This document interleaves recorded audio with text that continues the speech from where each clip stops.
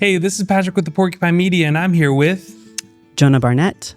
I am a experimental photographer, a former filmmaker, and published author. And my Instagram is Jonah Cake. All right, I'm here with Jonah. Let's give a little short snippet of their work. So basically, I mix some chemicals in the dark and let it dry and then put it in a box. And then I took some photos of a model friend of mine, Adrienne Rustwood, and I printed them as a negative. And then I put that negative over this piece of paper and then laid glass on top of it and then exposed it to the sun. And then as well, I put plants all over it and then put another piece of glass over that, exposed it for about 5 to 10 minutes, and then took it all off and washed it off with my hose. And here you go. All right, that was Jonah. You can find their work on Instagram at Jonah Cake. All right, so for my first question, I was curious, what is the first piece of art you made that felt like you? The first thing I made that I really felt like me was a feature film of mine called Booger. That was about the child of the boogeyman running away from home. It was about the occult and demonology, and it was also just a angsty teenage coming-of-age movie. And it was the first time I could really explore more of a darker aspect of myself. And we put a little bit of a horror movie spin onto it. And it was really fun. And I loved making it. That's a great response. I'm definitely going to have you for that video after this interview. I was also kind of curious, when did you realize that your art became your voice and not just a hobby? I think my art has always been my voice. It was never really a hobby to me. I grew up with a very creative mother, and so she kind of just made sure to embed creativity into my DNA. And so I've always just tried all sorts of shit, whether it's making a film or writing a book or making these photographs. It's always just been what I do. I feel like to create is probably the most human thing you can do. That makes complete sense. As a creative myself, that absolutely resonates with me. When you're making your art, there's certain rules that people follow and blah, blah, blah. I was curious, what rules do you break when you make your art? I've always felt like I'm too offbeat to intentionally break the rules. Usually I find I usually try to do it by the book, whatever I'm doing. And I just naturally, because it's me, do it wrong.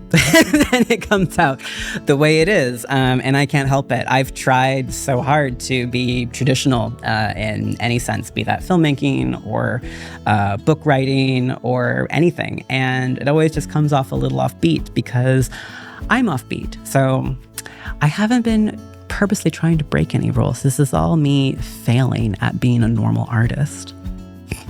I also fail at being a normal artist often, so that also resonates with me as well. Everything you're saying just kind of resonates. If your art could speak, though, what would it say about you that you yourself couldn't?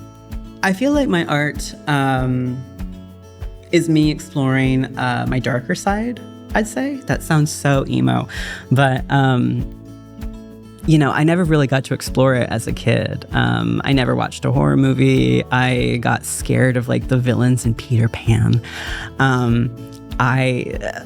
So it was a very happy-go-lucky childhood and teenagehood, I'll say. So it's finally me trying to explore the more grim aspects of life. With that being said, though, I can't be super edgelord grim. I've tried. Bad Faith, my film, is an example of that. But I feel like I'm so naturally bubbly at times.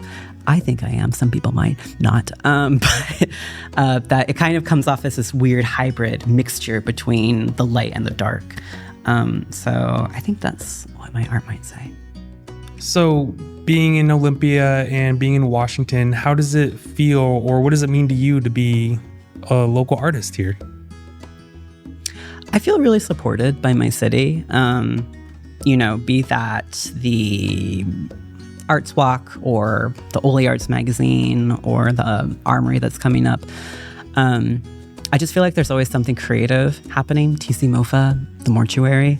There's all these little pockets everywhere. I just came back from Las Vegas, which is like people think differently there. I don't think they really value creativity. I fucking hate you, Las Vegas. So like, it was really refreshing to come back here where people like give a shit about art and and I think that also has to tie in a lot with the amount of nature we have here. For me, nature and art is kind of intertwined. People give a shit about the environment. People give a shit about painting. People give a shit about books here. There's this culture of people giving a damn, and it feels really good. We're not Las Vegas. So, if you could pick one spot for a piece of your artwork to live forever in Olympia, where would that be? I think one spot, there's really a couple. I could put a piece of public art, like a sculpture, up where I had my first kiss with my husband on our first date. That'd be really nice. It was by Capitol Lake by the Caboose. I could do something on a Capitol Theater. That's kind of my second home. It'd be really cool to see a giant mural on their ceiling again. They had one before the 2001 earthquake, and then the giant crack came in the middle of it during that earthquake, and they had to paint over it. And I've always thought like there should be a giant piece of art there that honors the history of that place. I think I know what spot you're talking about too. I think I've been there a couple times. For out of all the pieces of art you made, which piece could you never let go of, and why? Like, for example, my book, like, I let go of it all the time. It's the physical book. These are, again, commodities. These are things that are made in mass. And if I get rid of this one, I can just get another one. But to go back to letting things go and letting things go out into the world, I think that's what you have to do. As an artist, you have to say, all right, I'm at the point where I'm going to stop tweaking with shit, and I'm going to start sharing this. And so sharing it includes, sending the final draft to your publisher and getting published, or selling your prints, or having a film screening. So I think I let go of everything. All right, I was curious, what's the most unexpected reaction you've gotten from someone just from the art that you've made? I think one of the most unexpected things for me, which was a really nice surprise, was I had a performance reading for my book, Moss Cover Claws, which was kind of a re-release. 2 years after initially publishing it, we re-released it with a new cover, me and my publisher, Blue Cactus Press.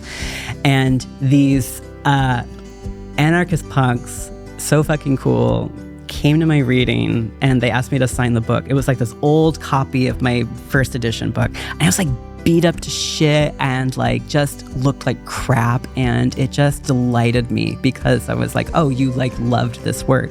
Because I feel like you read it in like the bathtub or like threw it in your bag all the time. And so that was really special. I think reactions like that, teenagers come up to me and they're like, I loved your book. And I'm like, I don't think you should be reading that. So like stuff like that has been really unexpected and fantastic. All right, if your art had a soundtrack, what song would be on repeat?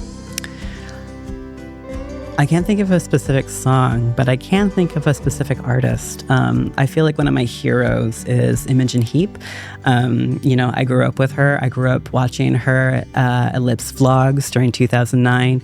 And there were so many nuggets of like being an artist that I learned from her, like not doing the same thing twice, or not feeling bad about taking days where you do nothing. I feel like Imogen Heap's discography goes well with at least some of my stuff. Not all of it. Awesome. And for my last question, I was curious, do you create more to be remembered or do you create more to be understood? I think I create to be understood. Mostly me trying to understand myself. You know, I make stuff because I need to. Even if no one was there, I would still do it. I think creating is one of the most human practices. I love having an audience. I love having people see my work and tell me I did a great job. That's really cool. But like, I think I do it anyway. It's important. I think it's good for the soul, and it's just a way of being.